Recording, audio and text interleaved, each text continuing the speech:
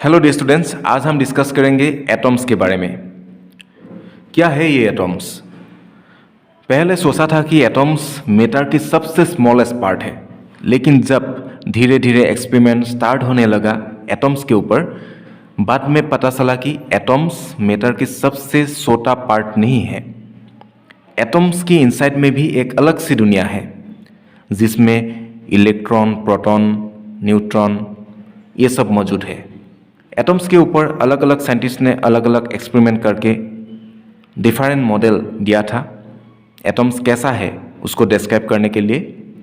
और इस चैप्टर में हम Thomson's model, Rutherford's model and Bohr's model, इन तीनों मॉडल के बारे में डिस्कस करेंगे। तो आइए वीडियो को शुरू करते हैं। पहला है थॉमसन्स मॉडल। इसको प्लम पुडिंग मॉडल ऐसे भी कहा जाता है। According to Thomson's model, an atom consists of a positively charged sphere and it embeds the electrons. So, according to Thomson, atom कैसा है? एक स्फेयर की जैसा है। स्फेयर की जो सरफेस है वो पॉजिटिव है और स्फेयर की इनसाइड में नेगेटिव चार्ज पार्टिकल, जिसको हम इलेक्ट्रॉन कहते हैं, वो मौजूद है। तो ये है थॉमसन का मॉडल। लेकिन ये मॉडल भी फेल हुआ। थॉमसन मॉडल सभी बातें एक्सप्लेन नहीं कर पाया। तो क्या क्या है इसका ड्रॉबैक्स और लिमिटेशंस, उसको देखते हैं। It fails to explain the stability of atom. Atoms की स्टेबिलिटी ये एक्सप्लेन नहीं कर पाया। Second, it fails to explain the alpha particle scattering experiment of Rutherford.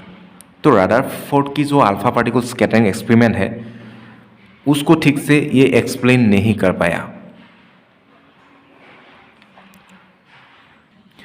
Alpha particle scattering experiment में हमें मिला था एटॉम की इनसाइड में बहुत सारी फ्री स्पेस होते हैं, लेकिन यहाँ तो फ्री स्पेस में इलेक्ट्रॉन मौजूद है। तो इसीलिए रदरफोर्ड मॉडल ये एक्सप्लेन नहीं कर पाया। देखिए, स्फीयर की इनसाइड में इलेक्ट्रॉन है, तो इलेक्ट्रॉन अगर ऐसे रहेगा तो वो कैसे स्टेबल होके रहेगा? इलेक्ट्रॉन के बीच तो रिपल्सन होगा, तो स्टेबल कैसे होगा? तो स्टेबिलिटी को एक्सप्लेन नहीं कर पाया थॉमसन ने। इसके लिए ये मॉडल फेल हो गया। उसके बाद रदरफोर्ड ने एक एक्सपेरिमेंट किया एटम्स के ऊपर।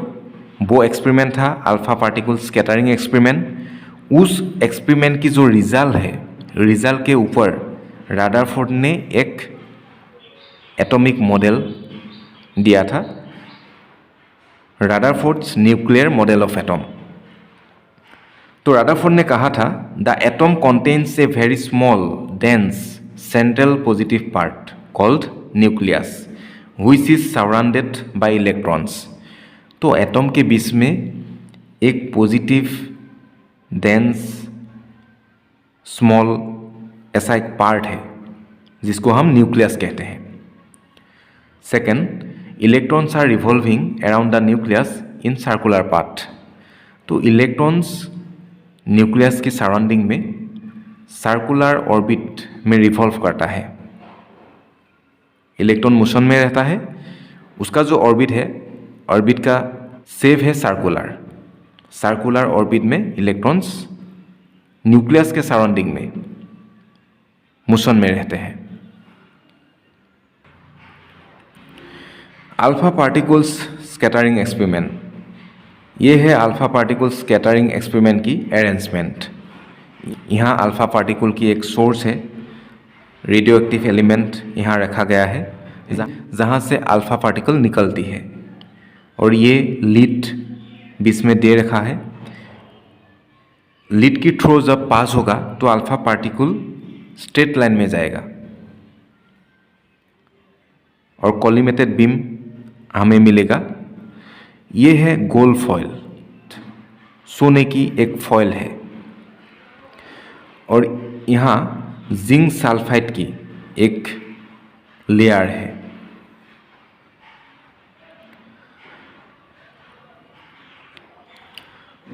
जब अल्फा पार्टिकल ये जो जिंक सल्फाइड की लेयर है उसमें स्ट्राइक करेगा तब एक स्पॉट पड़ेगा। तो यहाँ स्पॉट दिखने को मिलेगा, ब्राइट स्पॉट। उससे पता चलेगा कि अल्फा पार्टिकल किस किस तरफ गया है, किस किस तरफ डिफ्लेक्टेड हुआ है। तो इस एक्सपेरिमेंट की जो ऑब्जर्वेशन है वो ऐसा है, बहुत सारे अल्फा पार्टिकल गोल्ड फॉयल को पास करके गया था। कुछ अल्फा पार्टिकल अलग अलग एंगल में डिफ्लेक्टेड हुआ था and very small amount of alpha particle जिस डायरेक्शन में गया था उसका opposite direction, that means 180 degree angle में डिफ्लेक्ट हुआ था। मतलब जिस डायरेक्शन में गया था उसका कंप्लीट ऑपोजिट डायरेक्शन में डिफ्लेक्ट हुआ था।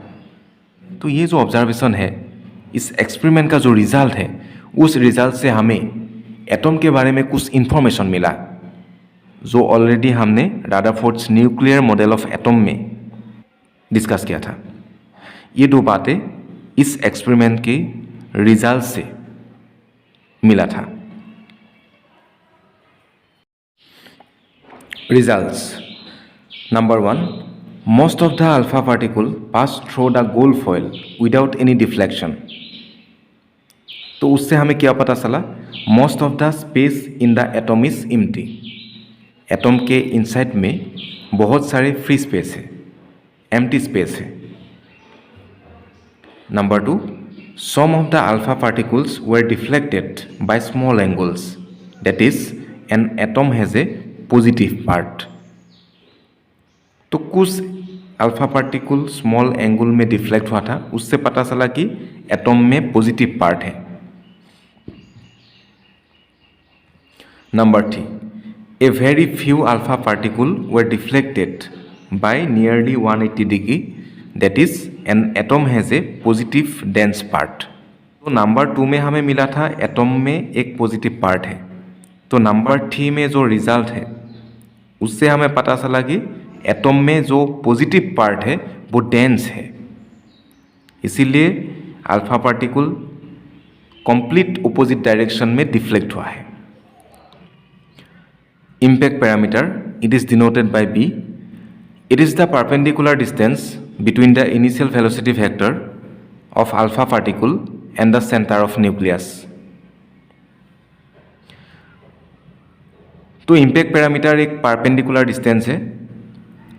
अल्फा पार्टिकल की जो इनिशियल वेलोसिटी फैक्टर है, मतलब अल्फा पार्टिकल की जो इनिशियल डायरेक्शन है, पहले वो जिस तरफ जाएगा उस डायरेक्शन, और न्यूक्लियस की जो पोजीशन है, उन दोनों का परपेंडिकुलर डिस्टेंस है इम्पैक्ट पैरामीटर। तो यहाँ देखिए, यहाँ एक न्यूक्लियस है। अल्फा पार्टिकल कैसा है? पॉजिटिव पार्टिकल है। अल्फा पार्टिकल पॉजिटिव है।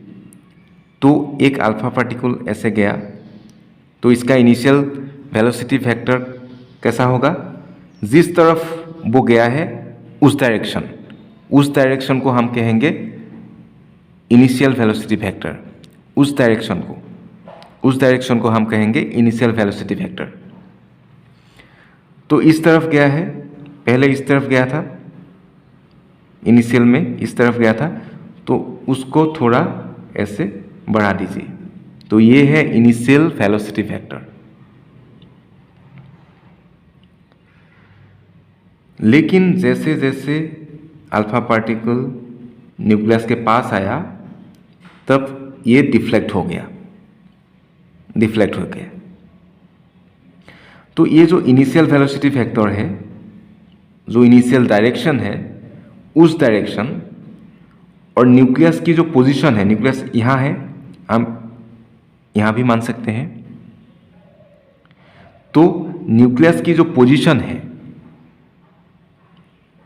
और अल्फा पार्टिकल की जो इनिशियल डायरेक्शन है, इन दोनों के बीच जो परपेंडिकुलर डिस्टेंस बना हुआ है, उसको हम कहेंगे इम्पैक्ट पैरामीटर। तो इस अल्फा पार्टिकल के लिए इम्पैक्ट पैरामीटर इतना है। सेकेंड जो अल्फा पार्टिकल है वो न्यूक्लियस की डायरेक्शन में गया था, तो उसका इनिशियल वेलोसिटी वेक्टर की डायरेक्शन ये होगा। ये है उसका इनिशियल वेलोसिटी वेक्टर की डायरेक्शन। और न्यूक्लियस कहाँ है? यहाँ है। तो इनिशियल वेलोसिटी वेक्टर और न्यूक्लियस इन दोनों के बीच कोई परपेंडिकुलर डिस्टेंस नहीं है, इसलिए इस अल्फा पार्टिकल के लिए b 0 है, इम्पैक्ट पैरामीटर 0 है। ये देखिए, ये अल्फा पार्टिकल न्यूक्लियस से बहुत दूर है, बहुत नीचे है। तो ये जो अल्फा पार्टिकल है, ये अल्फा पार्टिकल जिस डायरेक्शन में गया है उसी डायरेक्शन में गया है। ये अल्फा पार्टिकल इनिशियल स्टेट में जिस डायरेक्शन में गया था उसी डायरेक्शन में गया है, डिफ्लेक्ट नहीं हुआ है। तो इस अल्फा पार्टिकल की जो इनिशियल डायरेक्शन है वो कैसा है, ये इनिशियल डायरेक्शन है। और न्यूक्लियस कहाँ है, यहाँ है। हम ऐसे भी दिखा सकते हैं, ऐसे भी मान सकते हैं। तो न्यूक्लियस और ये जो अल्फा पार्टिकल की इनिशियल डायरेक्शन है, दोनों के बीच जो परपेंडिकुलर डिस्टेंस है वो बहुत ज़्यादा है। तो इस डायग्राम से हमें ये मिला, इम्पैक्ट पैरामीटर मैक्सिमम होगा जब थीटा 0 डिग्री होगा, इम्पैक्ट पैरामीटर मिनिमम होगा जब थीटा 180 डिग्री होगा। रदरफोर्ड ने न्यूक्लियस की सराउंडिंग में जो इलेक्ट्रॉन मोशन में रहते हैं उस सभी इलेक्ट्रॉन के लिए टोटल एनर्जी निकाला था। The total energy of each electron moving in a circular orbit of radius r is equal minus E square by 8 pi epsilon not r, where negative sign implies that the force between electron and nucleus is attractive। तो nucleus की surrounding में electron motion में रहते हैं according to Rutherford, उसका orbit circular है। तो electron motion में रहते हैं, मोशन में रहने के लिए एनर्जी चाहिए। तो वो एनर्जी कैसे मिलता है, रदरफोर्ड ने एक्सप्लेन किया था कि न्यूक्लियस और इलेक्ट्रॉन इन दोनों के बीच कूलम्ब फोर्स है। और ये जो फोर्स है, ये फोर्स इलेक्ट्रॉन को न्यूक्लियस की सराउंडिंग में मोशन करने के लिए जो सेंट्रीपेटल फोर्स चाहिए उस फोर्स को प्रोवाइड करते हैं। मतलब कूलम्ब फोर्स इलेक्ट्रॉन को न्यूक्लियस की सराउंडिंग में मोशन में रहने के लिए सेंट्रीपेटल फोर्स को प्रोवाइड करते हैं, सप्लाई करते हैं। लेकिन ये जो रदरफोर्ड की मॉडल है वो भी फेल हो गया, क्योंकि इसमें भी ड्रॉबैक्स था। पहला drawback, it could not explain the stability of an atom. Atoms की स्टेबिलिटी रदरफोर्ड की मॉडल ने एक्सप्लेन नहीं कर पाया। तो क्यों कर नहीं पाया उसको देखिए। रदरफोर्ड ने कहा था कि न्यूक्लियस की सराउंडिंग में इलेक्ट्रॉन्स सर्कुलर मोशन में रहते हैं। जब ये इलेक्ट्रॉन ऐसे सर्कुलर पाथ में मोशन करके रहेगा तब अकॉर्डिंग टू मैक्सवेल ये इलेक्ट्रॉन कुछ एनर्जी इमिट करेगा अकॉर्डिंग टू मैक्सवेल। तो मैक्सवेल ने कहा था कि इलेक्ट्रॉन अगर सर्कुलर पाथ में ऐसे रिवॉल्व करके रहेगा तब ये इलेक्ट्रॉन एनर्जी इमिट करेगा। तो एनर्जी इमिट करने से ये वीक हो जाएगा। और न्यूक्लियस ने तो पहले से ही इलेक्ट्रॉन को अपने तरफ अट्रैक्ट करके रखा है। तो ये इलेक्ट्रॉन जब वीक हो जाएगा तो ये इलेक्ट्रॉन ऐसे स्पाइरल होके न्यूक्लियस में गिर जाएगा। तो जब ये इलेक्ट्रॉन ऐसे स्पाइरल पाथ में आकर न्यूक्लियस में गिरेगा तब ये जो एटम है ये एटम नहीं रहेगा, ये एटम स्टेबल नहीं होगा। तो इसीलिए कहा गया है कि रदरफोर्ड मॉडल स्टेबिलिटी, एटम की जो स्टेबिलिटी है वो एक्सप्लेन नहीं कर पाया। सेकेंड देखिए, this model fail to explain the existence of definite lines in the hydrogen spectrum. तो हाइड्रोजन स्पेक्ट्रम में कुछ लाइन्स होते हैं उसको एक्सप्लेन नहीं कर पाया रदरफोर्ड मॉडल ने।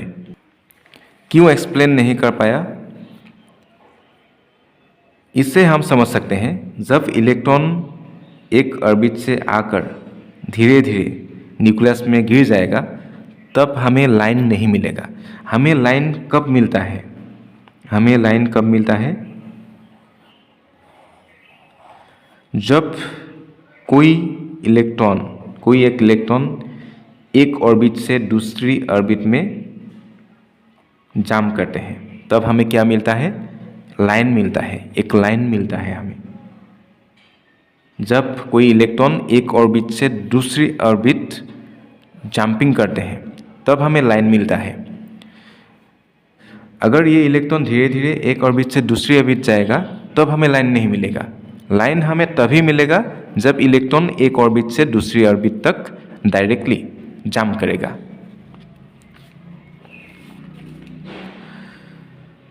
Bohr's atomic model, Rutherford model fail होने के बाद बोर्स ने एक मॉडल दिया था, बोर्स एटॉमिक मॉडल। यहाँ 3 पोस्टुलेट है।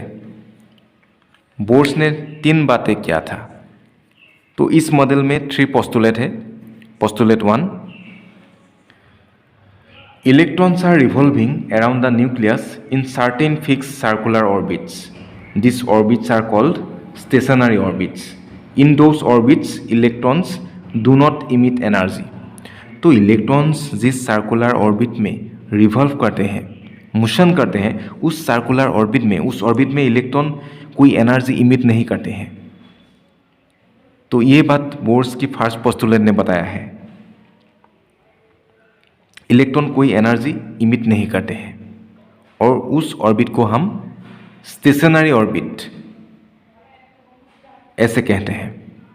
Postulate 2, stationary orbits are those orbits in which angular momentum of each revolving electron is integral multiple of h/2π, that is angular momentum L equal n into h/2π, where n equal 1 2 3 ...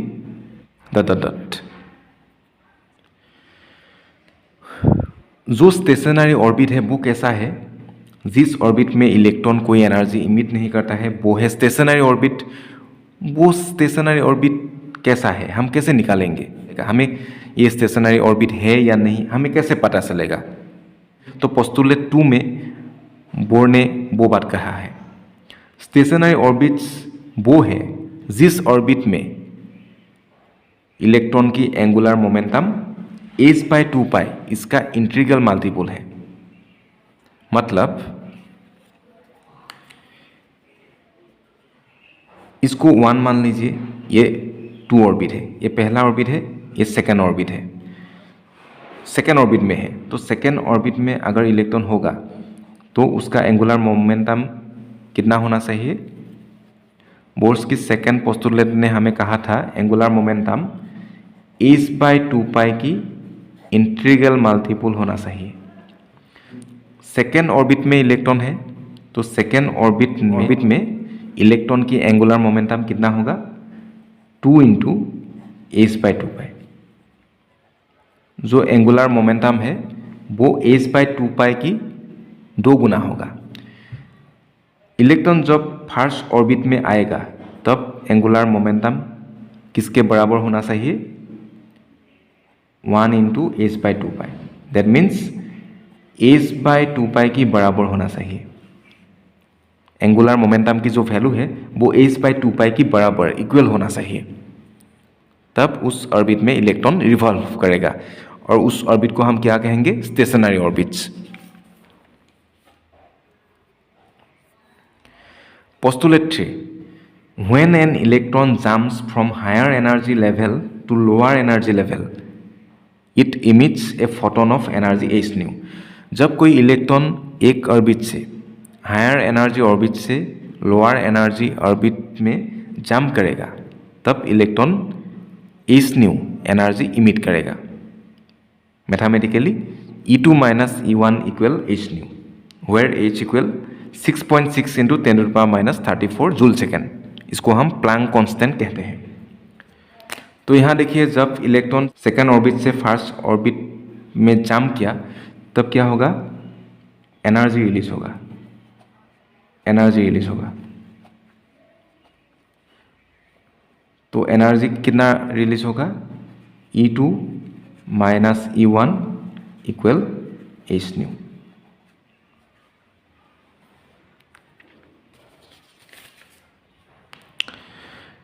series of hydrogen spectrum. Already हमें ये बात पता चला कि जब कोई electron एक orbit से दूसरी ऑर्बिट पर जंप करेगा तब फोटॉन रिलीज होगा। तो जो फोटॉन है उसका हम वेवलेंथ निकाल सकते हैं। 1/λ equal RH 1/n1 square minus 1/n2 square.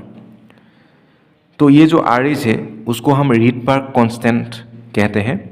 Bourse ने हाइड्रोजन के लिए एक सीरीज दिया था, उस सीरीज को हम देखते हैं। Number 1 Lehmann series. जब इलेक्ट्रॉन 2, 3, 4, 5, 6 2 से ज़्यादा होना चाहिए ऑर्बिट 1 में जंप करेगा तब हमें क्या मिलेगा?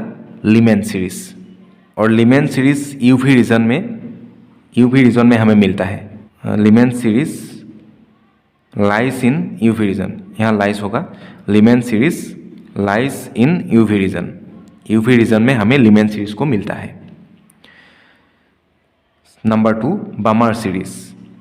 तो बामर सीरीज हमें कब मिलेगा? जब इलेक्ट्रॉन 3, 4, 5 मतलब 2 से ज़्यादा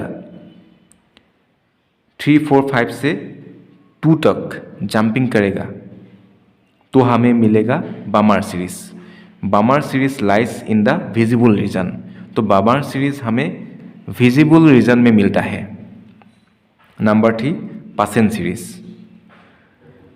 जब कोई इलेक्ट्रॉन 4, 5, 6, 7, 8 3 से ज़्यादा कोई भी ऑर्बिट से 3 से ज़्यादा कोई भी ऑर्बिट से ऑर्बिट 3 तक जंप करेगा तब हमें मिलेगा पासेन सीरीज। Number 4 Brackett series. जब इलेक्ट्रॉन 5, 6, 7 से 4 तक जंप करेगा तब मिलेगा ब्रैकेट सीरीज। Pfund series. जब इलेक्ट्रॉन 6, 7, 8, 9, 10 ऑर्बिट से 5th ऑर्बिट तक जंप करेगा तब हमें मिलेगा फन सीरीज। लीमैन सीरीज इसका मतलब है हमें यूवी रीजन में कुछ लाइंस मिलते हैं जो आसपास रहते हैं, उस लाइंस को एक साथ हम लीमैन सीरीज ऐसे बोलते हैं। और ये जो लाइन है हमें कब मिलेगा? जब इलेक्ट्रॉन 2, 3, 4, 5, 6 ऑर्बिट से फर्स्ट ऑर्बिट में जंप करेगा तब हमें मिलेगा लीमैन सीरीज। वैसे ही विजिबल रीजन में कुछ लाइंस मिलते हैं, उसको एक साथ जोड़ के बामर सीरीज ऐसे कहते हैं। पासेन ब्रैकेट फन, इन तीनों सीरीज हमें मिलते हैं इंफ्रारेड रीजन में। इंफ्रारेड रीजन में हमें पासेन ब्रैकेट और फन इन तीनों सीरीज मिलते हैं। बोर्स ने एटॉमिक मॉडल देने के बाद इलेक्ट्रॉन की स्पीड की एक एक्सप्रेशन निकाला था, nth ऑर्बिट का रेडियस निकाला था और इलेक्ट्रॉन की टोटल एनर्जी निकाला था nth ऑर्बिट में। nth ऑर्बिट में इलेक्ट्रॉन की टोटल एनर्जी कितना होगा, nth ऑर्बिट का रेडियस कितना होगा, nth ऑर्बिट में इलेक्ट्रॉन की स्पीड कितना होगा, तो उसका एक्सप्रेशन निकाला था। और ये सब हाइड्रोजन के लिए निकाला था। Speed of moving electron in the nth orbit of hydrogen atom is Vn equal 1/n e²/4πε0 1/h/2π। ये वेलोसिटी का एक्सप्रेशन है nth ऑर्बिट में इलेक्ट्रॉन का। Radius of the nth orbit of hydrogen atom is Rn equal n² h/2π whole square 4πε0/e²। ये radius का expression है nth orbit का। तो यहाँ से तो इस एक्सप्रेशन से हमें मिला है ये जो रेडियस है, radius is proportional to n²।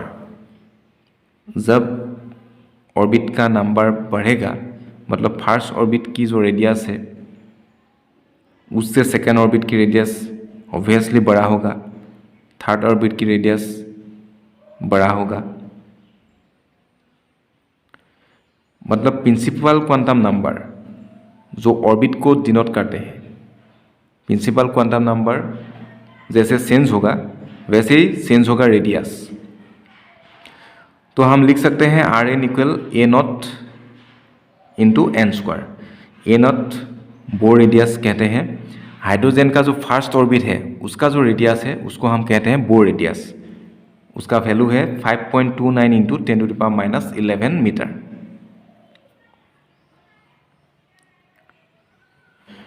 Total energy of the electron in the nth orbit of hydrogen atom is En equal minus m e to the power 4 by 8 n square epsilon naught square a square। तो इसका अगर हम value put करेंगे तो हमें मिलेगा minus 13.6 electron volt by N square.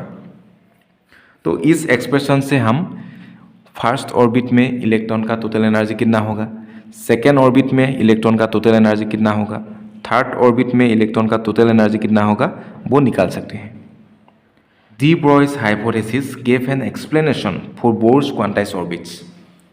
तो Bohr's की जो quantization condition angular momentum equal N H by 2 पाई, वो जो कंडीशन है वो कंडीशन हम डी ब्रॉय की जो हाइपोथेसिस है lambda equal H by M V उस इक्वेशन से निकाल सकते हैं बोर्स की सेकेंड पोस्टुलेट को। तो उसका मतलब ये है कि बोर्स की जो सेकेंड पोस्टुलेट है वो डी ब्रॉय हाइपोथेसिस से रिलेटेड है। Drawbacks or limitations of Bohr's model. Number 1, the Bohr model is applicable to hydrogen-like atoms only, that is single electron atoms. तो बोर्स मॉडल हाइड्रोजन के लिए applicable है। Hydrogen की line spectra Bohr's model explain कर सकते हैं, लेकिन hydrogen के अलावा लिथियम, बेरिलियम, बोरॉन, कार्बन, तो उसके लिए बोर्स मॉडल एप्लीकेबल नहीं है। This model violates Heisenberg's uncertainty principle. तो बोर्स ने वेलोसिटी निकाला, बोर्स ने रेडियस निकाला। तो वेलोसिटी, रेडियस इन दोनों को बोर्स ने निकाला है। हाइजेनबर्ग ने कहा था कि पोजीशन मोमेंटम में वेलोसिटी है, तो इन दोनों को हम एक साथ एक समय में डिटरमाइन करेक्टली नहीं कर सकते हैं, निकाल दिया। लेकिन बोर्स ने तो निकाल दिया, वेलोसिटी निकाला, रेडियस निकाला, पोजीशन, वेलोसिटी दोनों निकाला। तो इसीलिए हाइजेनबर्ग की जो अनसर्टेनिटी प्रिंसिपल है उसको बोर्स ने वायोलेट किया। इंपॉर्टेंट फॉर्मूला को देखिए, E2 minus E1 equal H nu. H nu H Planck's constant, nu frequency. E2 second orbit का एनर्जी, E1 फर्स्ट ऑर्बिट का energy. L equal N H by 2 pi. L means angular momentum, is Planck's constant. यहाँ n की value होगा 1 2 3 4 5 6 dot dot.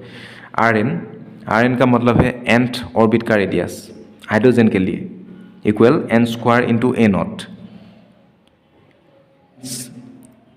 n means principal quantum number और orbit का जो number है। अगर फर्स्ट ऑर्बिट है तो n1 होगा, सेकेंड ऑर्बिट तो n2 होगा।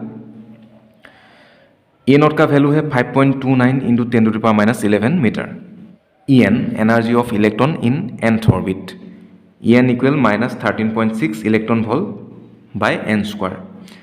तो n की वैल्यू हम 1 पुट करके फर्स्ट ऑर्बिट का एनर्जी निकाल सकते हैं। तो सेकेंड ऑर्बिट में इलेक्ट्रॉन की एनर्जी कितना होगा हाइड्रोजन के लिए हम निकाल सकते हैं। n की जगह 2 पुट करेंगे, 2 स्क्वायर 4 हो जाएगा, उसको डिवाइड करके हमें वैल्यू मिलेगा। ऐसे कोई भी ऑर्बिट में अगर इलेक्ट्रॉन की टोटल एनर्जी हाइड्रोजन के लिए पूछा जाए तो हम ये फॉर्मूला अप्लाई करेंगे। Next pi r N equal n lambda.